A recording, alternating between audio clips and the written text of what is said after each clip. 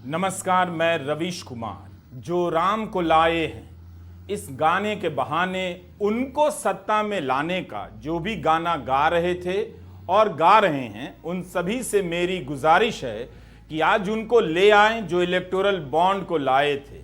उनसे गाकर पूछा जाए, क्यों छुप छुप कर फिरते हो, क्यों बच बच कर रहते हो, ये तो बताओ तुम किस लिए लाए थे, किस किस से कितना तुम छुप छुप कर खाए थे, किस किस को डराए थे, किस किस को सताए थे।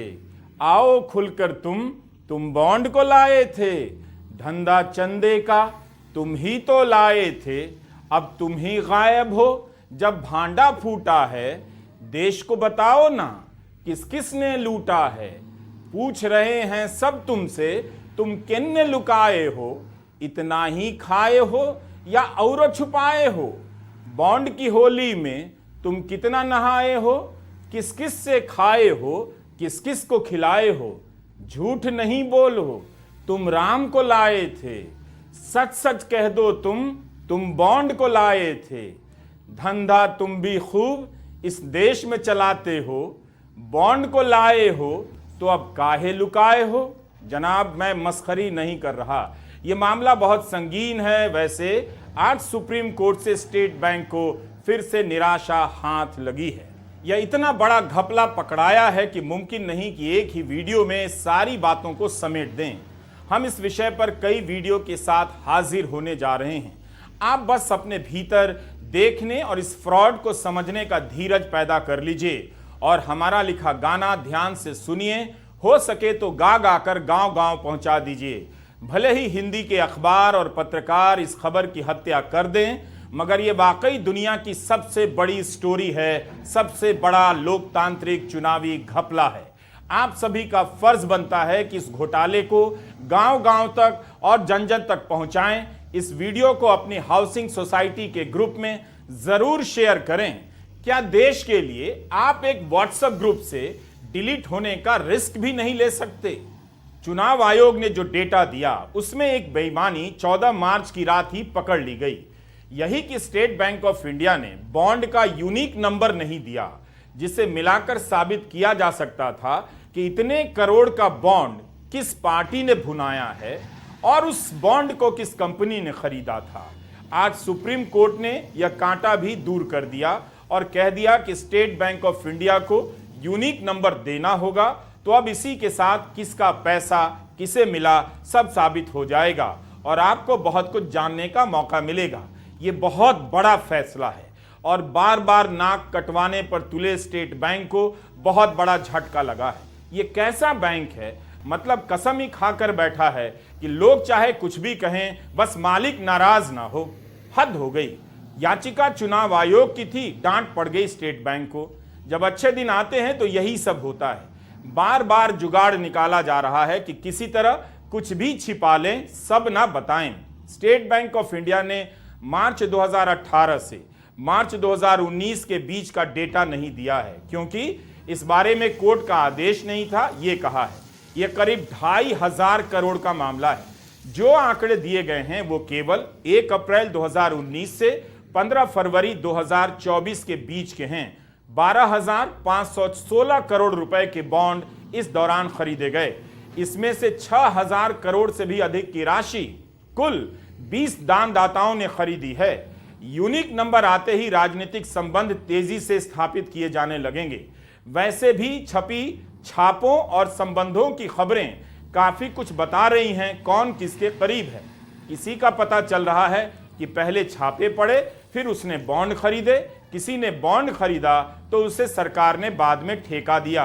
भारत में 16 लाख से अधिक रजिस्टर्ड कंपनियां हैं और इलेक्टोरल बॉन्ड खरीदने वाली मात्र 1300। ये नंबर भी बताता है कि मुट्ठी भर लोगों का सत्ता के केंद्र से कितना गहरा असर हो गया है। अब आप इसे देखिए, इसमें कई बुलबुले बने हैं।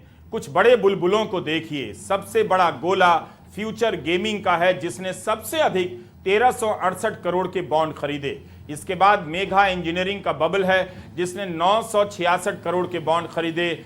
गुलाबी रंग में हल्दिया एनर्जी का बुलबुला है, जिसने 377 करोड़ का बॉन्ड खरीदा। उससे छोटा बुलबुला वेदांता ग्रुप का है, जिसने 376 करोड़ का बॉन्ड खरीदा। वेस्टर्न यूपी पावर ट्रांसमिशन ने 220 करोड़, भारतीय एयरटेल ने 198 करोड़ और केवेंटर फूड पार्क ने 195 करोड़ का चंदा दिया, बॉन्ड खरीदा। इसके अलावा इस तस्वीर में कई छोटे छोटे बुलबुले आपको नजर आ रहे हैं। इनकी कहानी अभी सामने नहीं आई है।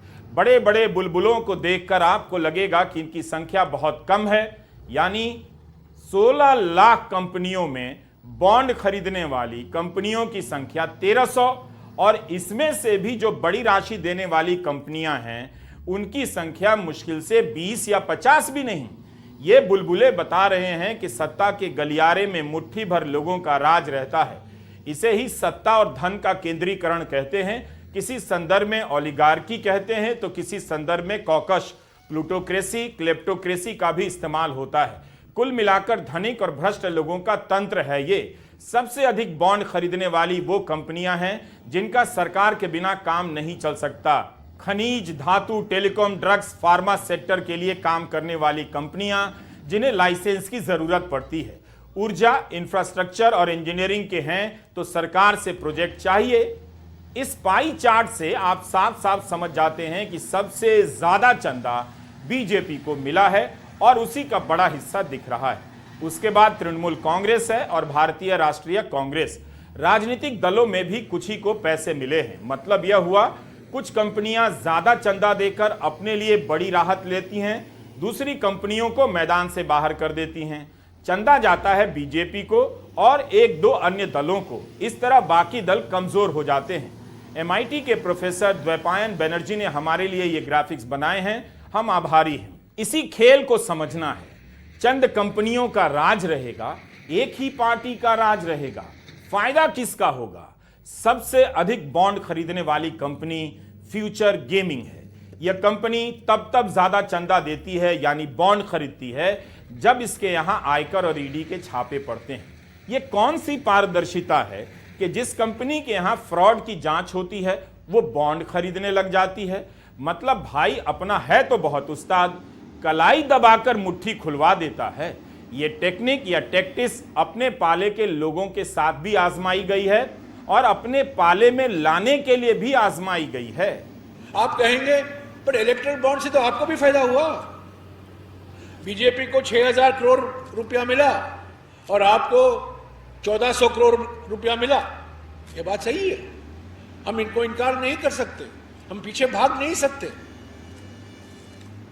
पर एक बात मैं आपको याद दिला दूं, ईडी, सीबीआई, इनकम टैक्स हमारे हाथ में नहीं है।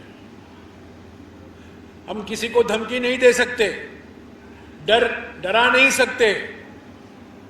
और दूसरी बात, हम बड़े बड़े 10 साल से हम सत्ता में नहीं हैं। बड़े बड़े हाईवे प्रोजेक्ट, बड़े बड़े पावर प्रोजेक्ट, बड़े बड़े बंदरगाहों के प्रोजेक्ट, बड़े बड़े एयरपोर्ट, हवाई अड्डों के प्रोजेक्ट हम नहीं दे रहे हैं, मोदी की सरकार दे रही है। तो हम इस स्थिति में नहीं हैं कि हम कॉन्ट्रैक्ट दे सके या कोई पब्लिक सेक्टर कंपनी को बेच सके या ईडी और सीबीआई का इस्तेमाल करके धमकी देकर उनसे हफ्ता वसूली कर सके। यही है बीजेपी और कांग्रेस के बीच में अंतर। उनको 6000 करोड़ रुपया मिला है, ये एक ही रास्ता है। कुछ नाम इस लिस्ट में नहीं है, वो अलग अलग तरीके से उन्होंने बीजेपी को चंदा दिया होगा, वो ही जानते होंगे। पर ये कहूंगा मैं कि चुनाव शुरू करने के पहले ही बीजेपी ने एक सर्जिकल स्ट्राइक किया है कांग्रेस के खिलाफ। 2019 में आपको याद होगा सर्जिकल स्ट्राइक। 2024 का सर्जिकल स्ट्राइक क्या है? खाताबंदी।